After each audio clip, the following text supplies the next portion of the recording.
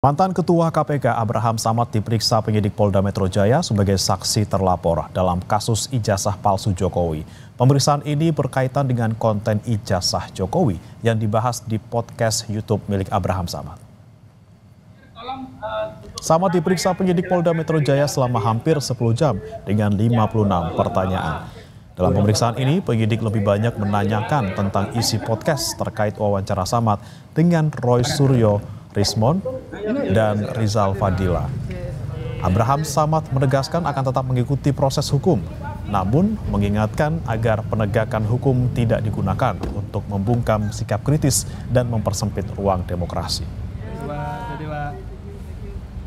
Dari pertanyaan-pertanyaan itu lebih banyak menanyakan tentang isi podcast saya, isi wawancara saya terhadap Roy Suryo, Rismon, Dr. Tifa Kurnia, dan Rizal Fadila.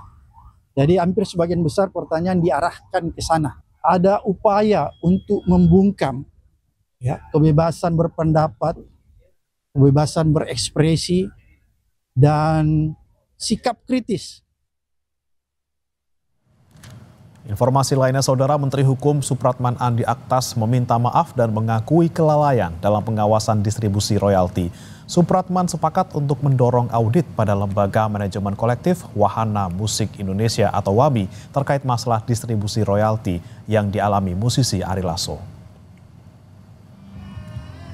Menurut Menteri Hukum Supratman, distribusi hasil royalti yang tidak transparan tidak hanya merugikan musisi, tapi meruntuhkan kepercayaan publik. Selain mendorong audit, Menteri Hukum juga akan berkoordinasi lintas kementerian dan lembaga terkait distribusi royalti. Atas polemik ini, Supratman meminta maaf karena mengaku lalai dalam pengawasan.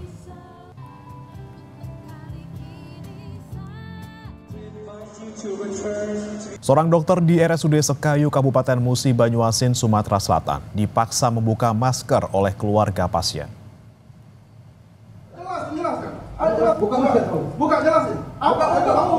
Kamu bilang tadi di ruangan Pak Ipi paling layak. Buka masker, jelasin. Ketegangan terjadi saat keluarga pasien marah dan memaksa seorang dokter untuk membuka masker. Keluarga tampak emosi dan menilai pelayanan yang diberikan rumah sakit dianggap lambat. Keluarga pasien kemudian mengintimidasi dokter yang bertugas. Tidak terima atas perlakuan tersebut, sang dokter pun melapor ke polisi. Mana yang lain? Saya mau jadi seluruh nakes Indonesia. Jadi jangan sampai terjadi di syahri yang lain. Sudah laporkan. Iya, kita menunggu saja. Tunggu proses selanjutnya kan? Kita menghormati profesi dan pribadi dokter, terutama adinda kami Dr. Sapri. Beliau tetap akan meneruskan kasus ini ke penegak hukum karena beliau merasa terancam atas perbuatan dan kata-kata yang disampaikan oleh keluarga.